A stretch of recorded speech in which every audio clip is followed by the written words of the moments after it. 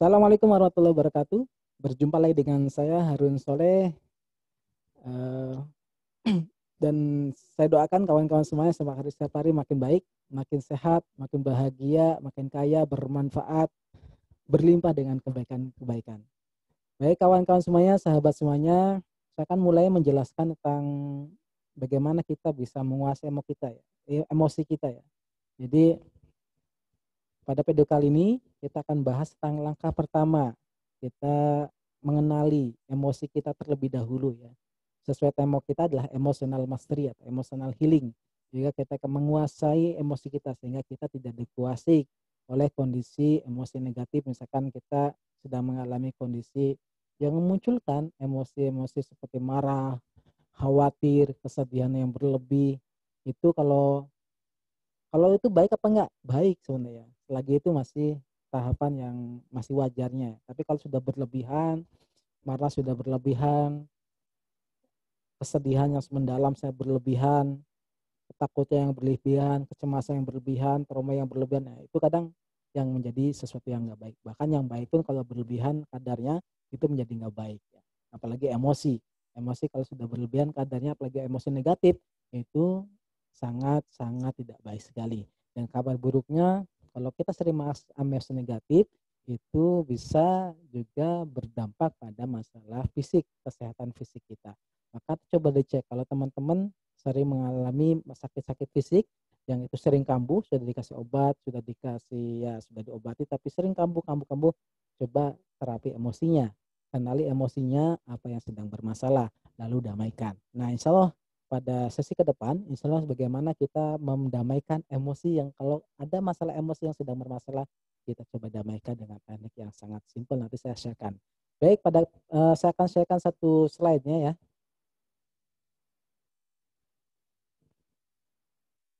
Baik kawan-kawan, ini sedang proses. Sudah mulai, sudah kelihatan ya. Saya ulangi lagi ya kawan. Baik.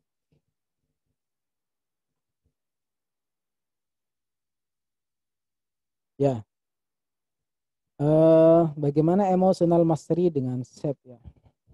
Tapi pada kali ini teman-teman saya akan jelaskan di langkah dasarnya ya.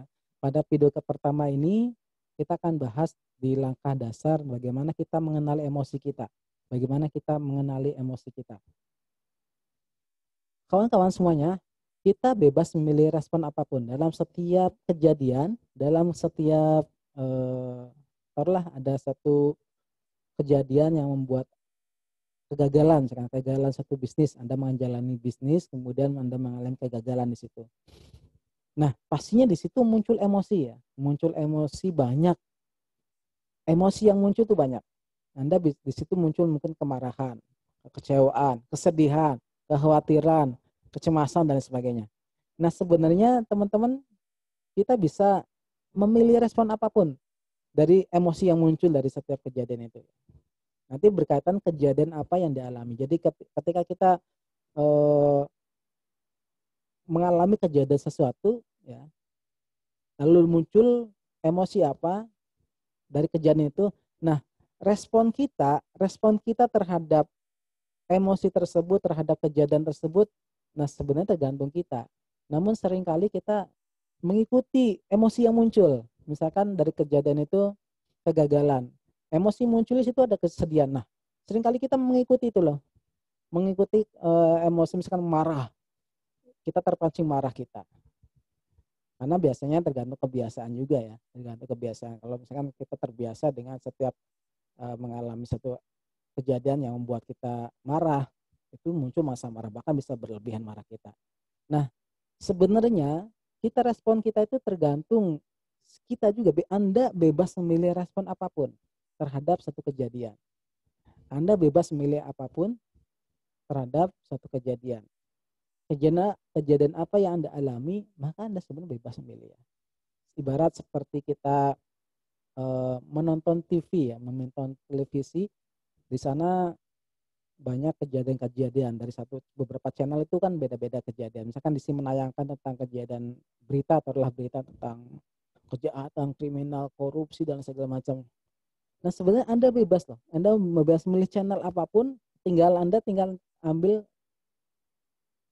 remote kontrolnya, kemudian Anda pindahkan ke channel yang lain, misalkan yang hiburan ataupun yang sedang menampilkan menyanyi atau segala macam yang buat Anda terhibur. Namun yang jadi masalah adalah Anda terlalu dalam, masuk ke dalam, seolah-olah Anda menghayati, seolah-olah Anda sebagai pelaku di sana dan Anda terlalu terlalu terlibat di sana sehingga Anda terkukung dalam masalah tersebut, dalam kejadian tersebut. Nah, apa remote kontrolnya ini? Kalau Anda ingin bebas memilih respon, Anda perlu remote kontrolnya. Nah, remote kontrol ini ya sebenarnya diri Anda sendiri dan ini perlu metode ya, perlu bagaimana kita bisa mengontrol, bahkan bisa memilih respon apapun. Dari sini kawan-kawan, Anda coba amati, Anda coba kawan-kawan masing-masing coba amati dari setiap kejadian yang Anda alami. Setiap kejadian yang Anda alami itu, kita ini apakah ketika kejadian yang ada dalam hidup kita ikut terlibat di dalamnya, memang pasti ikut terlibat. Tapi apa terlalu berlebihan terlibatnya? Artinya ketika kita mengalami kejadian itu kemudian kita merasakan kesedihan berlebihan, setiap hari kita sedih, bahkan bisa bukan hanya berhari-hari, berminggu bahkan berbulan-bulan marah, juga marah. Sampai berbulan-bulan tidak saling sapa misalkan. Bahkan tidak maafkan sampai bertahun-tahun nggak mau maafkan. Itu artinya kita masih masih seolah-olah ya kita belum bebas memilih respon gitu. Kita masih dikuasai oleh emosi kita, emosi negatif khususnya.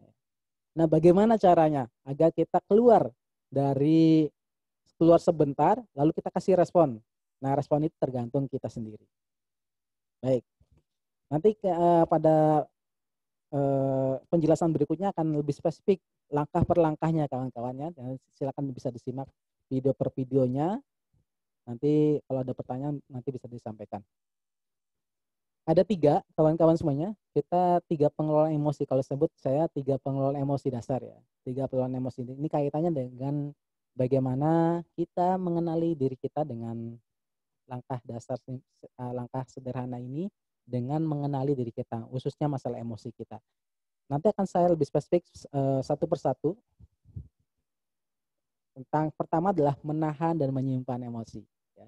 Pertama adalah menahan dan menyimpan emosi. Yang kedua adalah mengekspresikan emosi. Yang ketiga adalah menerima dan berdamai dengan emosi tersebut.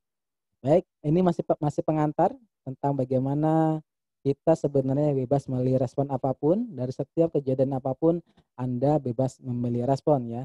Baik buruknya itu terserah Anda. Maka insya Allah nanti step per stepnya saya jelaskan di video berikutnya. Sampai jumpa di video berikutnya.